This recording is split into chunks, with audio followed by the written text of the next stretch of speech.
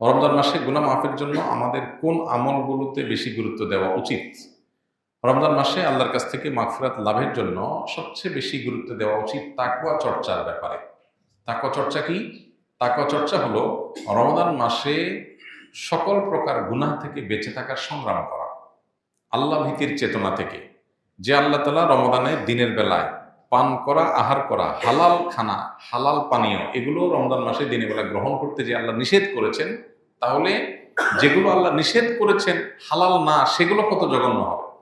অতএব রমজান মাসে আমি সকল প্রকার গুনাহ থেকে, সকল প্রকার হারাম থেকে বেঁচে থাকার চেষ্টা করব। এটা হলো আমাদের কর্তব্যের অংশ। এটা যদি আমরা করি তাহলে ইনশাআল্লাহ গুনাহ মাফের সম্ভাবনা অনেক বেড়ে যাবে তাকওয়া চর্চার মাধ্যমে। দ্বিতীয়ত, আল্লাহর কাছ থেকে গুনাহ মাফের জন্য রমাদান মাসের যে সমস্ত আমলগুলো আছে, মাসনুন আমলগুলো আছে, সে আমলগুলোকে আমরা খুঁটে খুঁটে করার চেষ্টা করব। আমাদের একটা ছোট্ট ছোটি বই আছে, রকমারি এবং অন্যান্য অনলাইনে আপনারা হয়তো পেতে পারেন। বইটা হলো মাহে রমাদানের 27 আমল। এখানে নবী করিম সাল্লাল্লাহু আলাইহি ওয়াসাল্লামের সুন্নাহর আলোকে কোন আয়াত থেকে রমাদান মাসে করার মতো 27টি আমলের ব্যাপারে একটা ধারণা দেওয়া হয়েছে।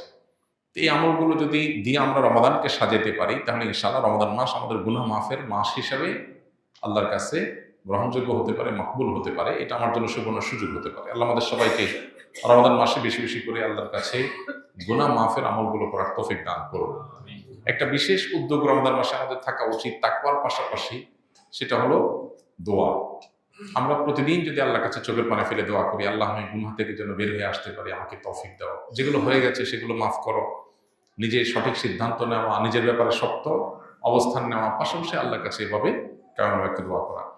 এর মাধ্যমে ইনশাআল্লাহ আমরা গুনাহ মাফের দিকে যেতে পারি, দান করার মাধ্যমে আল্লাহ সন্তুষ্টি পেতে পারি। এর সাথে সামনের ভিতরে এগুলো সবই আছে।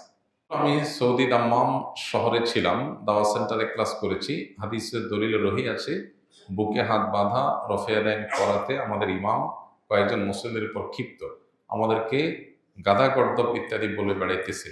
সে বলতেছে, নামাজ পড়লে আমার মতো করে পড়তে হবে, না হয় আপনারা আলাদা মসজিদ বানিয়ে নেন। আমি কোনটা করব, সহি কোনটা বললে উপকৃত হব? ভাই, প্রথম কথা হলো যে এই বিষয়ে আমরা এর আগে বারবার বলেছি, কোনো ব্যক্তি যদি রফে আদায় করেন তাতে তো আশপাশের মুসল্লিদের ডিস্টার্ব হয় না। এক্ষেত্রে অন্যান্য যে সমস্ত ইমাম হন, মুসল্লি হন, ফেকে হানাফি যেটা দেশে প্রচলিত সেটার যারা ফলোয়ার, তারা এটাকে ডিসকারেজ করা এই লেভেলে যে না হলে অন্য মসজিদে চলে যান, এটা অবশ্যই গর্হিত এবং অন্যায় কাজ। যদি কোনো ইমাম এটা করে থাকেন, তিনি এটা ভুল করছেন। কোনো মুসলিম, কোনো মুসল্লি তাকে তিনি ভিন্ন কোনো মতের উপর আমল করছেন, এই জন্য মসজিদ থেকে বের করে দিতে হবে, এটা ইসলামের শিক্ষা না। এতটুকু সহনশীলতা আমাদের থাকা উচিত। সাহাবা ইকরাম রিদওয়ানুল্লাহ আজমাইন, তাদের মধ্যে একাধিক আমল প্রচলিত ছিল, একাধিক মত প্রচলিত ছিল, কিন্তু কেউ কাউকে মসজিদ থেকে এটার কারণে বের করে দেননি। ইমানদারের মধ্যে এতটুকু সহনশীলতা থাকতে হবে। সেই সাথে আপনার উদ্দেশ্যে আমার নাসিহা থাকবে, আমাদের অনেক ভাই ব্রাদার আছেন যারা ভিন্ন কোনো মত এর অনুসরণ করে তিনি বিপরীত মতকে ডিসকারেজ করার পেছনে লেগে যান, ফতোয়া দেওয়া শুরু করে দেন, এটা সঠিক না, এটা আয়াতে নাই, এটা হাদিসে নাই। এই জিনিসগুলো আপনার কাজ না, এগুলো আলেমদের কাজ। যেগুলো আলেমদের কাজ, গবেষকদের কাজ, একাডেমিশিয়ানদের কাজ, সেগুলো তাদের কাজ তাদেরকে করতে দেন।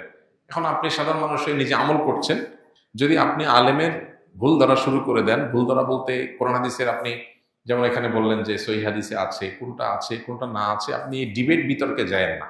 এগুলো গেলে নিজের ইমান আমল নষ্ট হয়। এগুলো বেশিরভাগ একটা পর্যায়ে গিয়ে ইগোতে পরিণত হয়। ইগো, আমি একটা মাযহাবের, উনি আরেকটা মাযহাবের, আমি একটা মাসলাকের, উনি আরেকটা মাসলাকের, আমারটা আমার প্রমাণ করতে হবে। ব্যক্তিগত জেদ, রেষারেষি এবং জেতাহারার মতো একটা মানসিকতা অনেক সময় চলে আসে, যেটা আমাদেরকে ইখলাসের গণ্ডি থেকে বের করে দেয়। এই জন্য আল্লাহর ভয় অন্তরে থাকা উচিত। আমি যেটাকে সঠিক মনে করছি, আমল করছি, আমি চাই আমার অন্য ভাই সঠিকটার উপর আমল করুক, কিন্তু এই ওলামাদের, ইমামদের ইস্তিহাদগত বিষয়ে ডিসকারেজ করা, ভুল ভাল বলে বা আপনার ফতোয়া দিয়ে বা এটার বিরুদ্ধে আপনার ডিবেট, বিতর্ক উস্কে দিয়ে বা এই সমস্ত কিছুর পিছনে সময় ব্যয় করে আমরা বেশিরভাগ ক্ষেত্রে নফসের চাহিদা পূরণ করি, বেশিরভাগ ক্ষেত্রে আমাদের দিলের আকাঙ্ক্ষা পূরণ করি, বা আমরা ইখলাসের গণ্ডি থেকে অনেক ক্ষেত্রে আমরা বের হয়ে যাই। এই জায়গাতে উভয়ের সবারই সতর্ক থাকা কাম্য। আমি তো মনে করছি আমি সঠিকটা করছি, কিয়ামতের ময়দানে জান্নাতে আমার যাওয়াটা হলো লক্ষ্য, সেখানে আমি পারবো কিনা, সেটা হলো গুরুত্বপূর্ণ প্রশ্ন। আমি করছি, আল্লাহর কাছে যদি গ্রহণযোগ্য না হয়, আল্লাহ যদি বলেন আমি গ্রহণ করলাম না, আল্লাহ গ্রহণ না করার জন্য করার কারণ দরকার নেই। আল্লাহ চাইলে গ্রহণ করবেন, চাইলে না করবেন। আপনি একটা মাটির কিছু তৈরি করেছেন, করে আপনি ভেঙে ফেলছেন, পৃথিবীর কোনো আইন আদালত আপনাকে কিছু বলতে পারবেন না। আপনি তৈরি করেছেন মাটি দিয়ে, আপনি ভেঙে ফেলছেন, আপনি কারোর ক্ষতি করেন না। আমরা আল্লাহর সৃষ্টি, আল্লাহ সৃষ্টিকর্তা।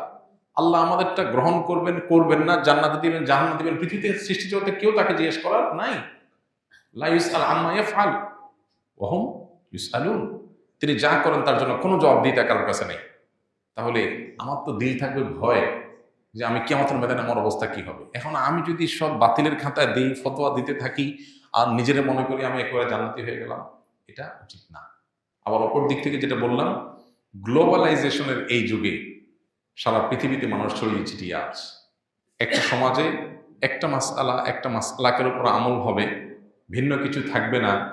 এটা এই বাস্তবতায় অন্তত, যেখানে যোগাযোগ ব্যবস্থা উন্নত হয়েছে, এক এলাকা মানুষ আরেক এলাকা যায়, আরেক এলাকা থেকে আরেকটা মাসলাক, মানহাজ, মাযহাব এগুলোর সাথে পরিচিত হয়, এগুলো থেকে এক একজন এক একটা মত পথে যাওয়ার মতো রাস্তা তৈরি হয়।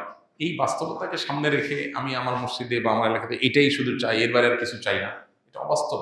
আর বিশেষ করে মুসলমান আখলাক সুলভ না। অন্তত আমরা যার যার মতকে সঠিক মনে করি, যেটাকে সেটাকে আমল করব, এবং এটার পক্ষে প্রয়োজনীয় আপনার শর্ত শারায়েত মেনে উসুল, মূলনীতি, প্রিন্সিপাল লক্ষ্য করে দাওয়াতও দিতে পারি, দেব।